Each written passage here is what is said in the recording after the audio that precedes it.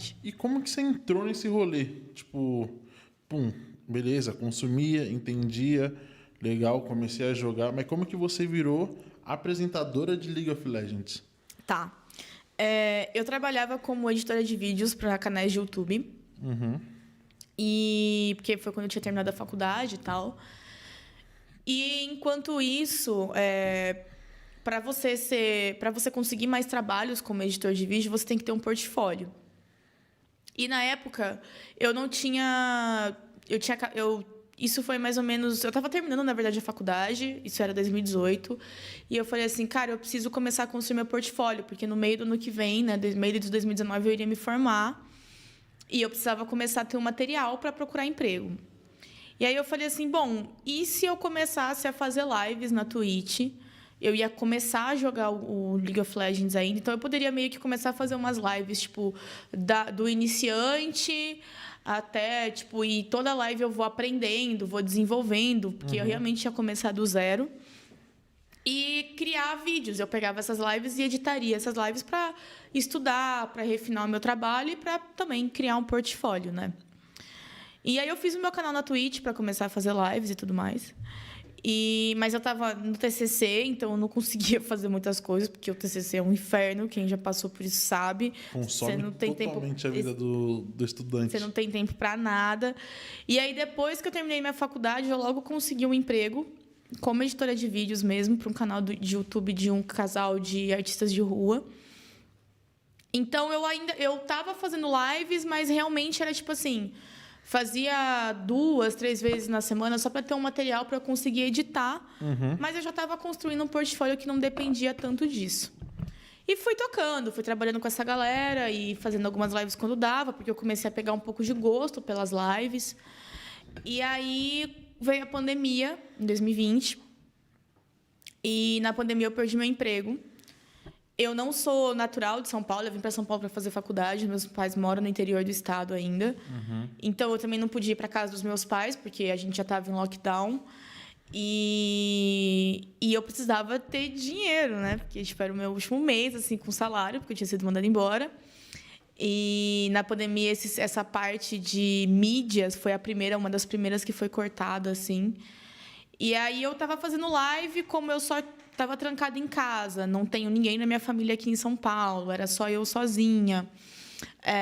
Eu estava fazendo live direto, porque foi um mês que eu fiz muitas lives, assim, porque era o que eu tinha de contato com as pessoas e para eu também não parar de trabalhar, assim, né?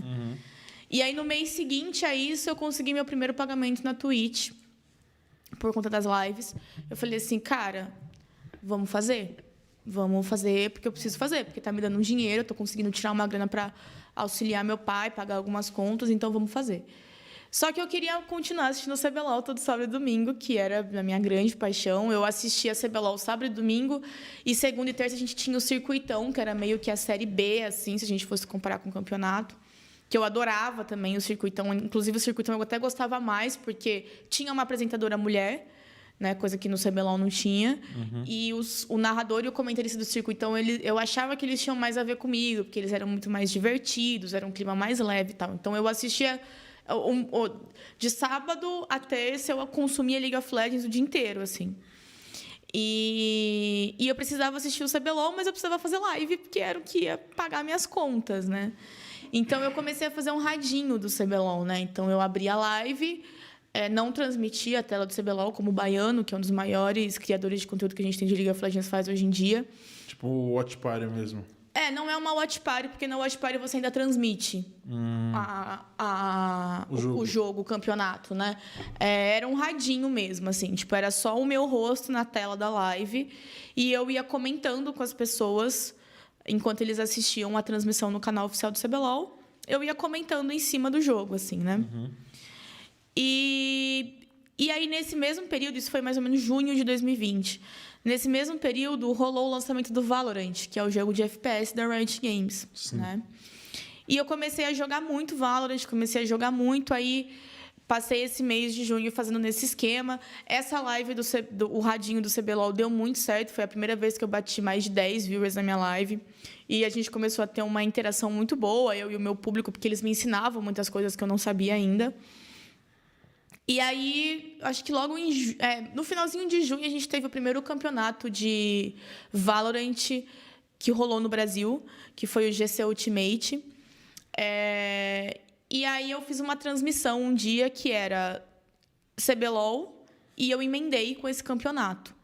Eu acho que no sábado eu devo ter feito quase umas 13 horas de live, no domingo foram 18. Caralho. Porque eu fui direto, assim, tipo, CBLOL e já peguei esse campeonato, assim, pra fazer radinho dele também.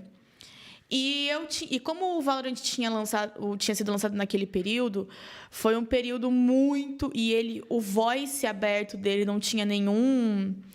ele era muito novo o jogo, então ele ainda estava sendo desenvolvido algumas coisas, principalmente parte de denúncia, o trabalho da galera de fazer essas denúncias. E era um ambiente muito tóxico no começo dele.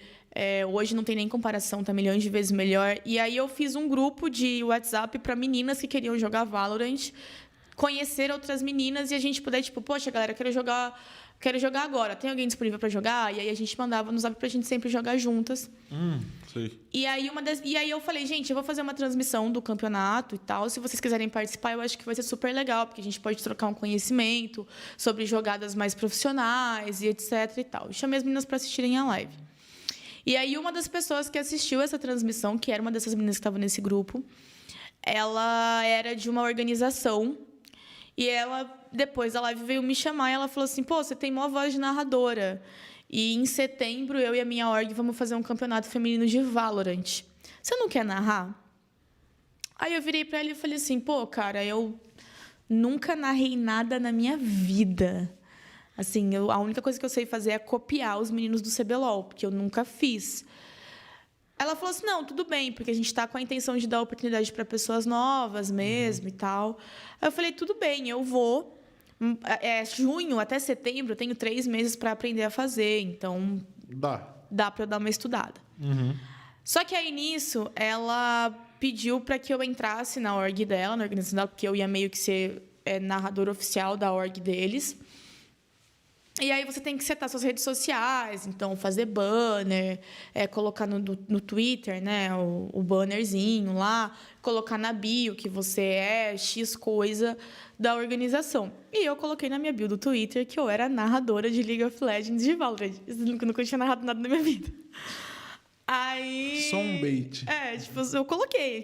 Fui lá, muito na cara e na coragem, e coloquei. Aí, passou um tempo, eu era muito próxima do pessoal da Wakanda Streamers, que era um grupo voltado para streamers pretos conseguirem se auxiliar nesse trampo todo e tal. E aí, um dos meninos de lá falou assim, cara, a gente vai fazer um campeonato de Valorant agora em julho. E a gente vai... E os capitães dos times vai ser o pessoal da Wakanda e tal, eles que vão montar os times para jogar. Você não quer narrar?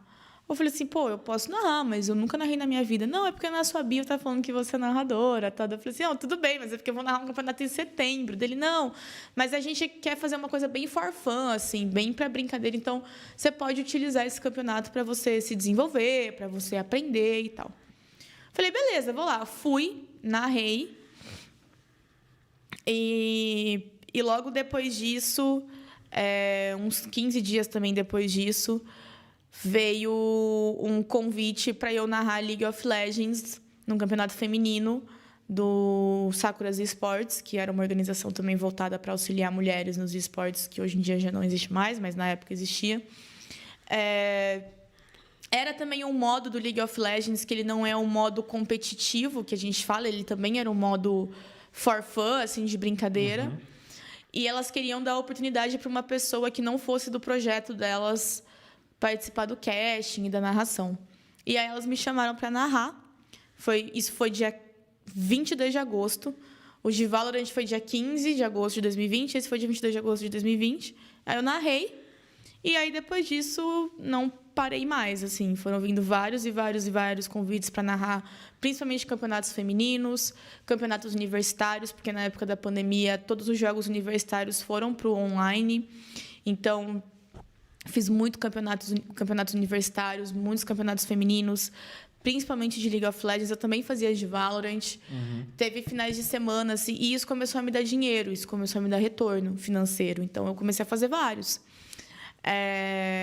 Eu lembro que tinha dias que eu narrava, assim, tipo, no sábado, das 13 às 15 um campeonato, e das 15 às 20 outro campeonato, e no domingo de novo. Então, tinha final de semana que eu fazia 4 campeonatos diferentes. E fazendo.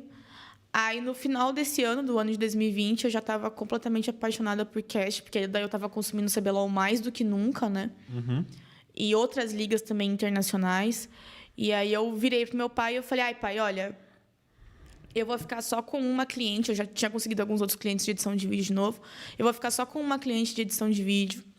E eu vou tentar fazer esse lance de casting, de caster virar. Tentar fazer dar certo.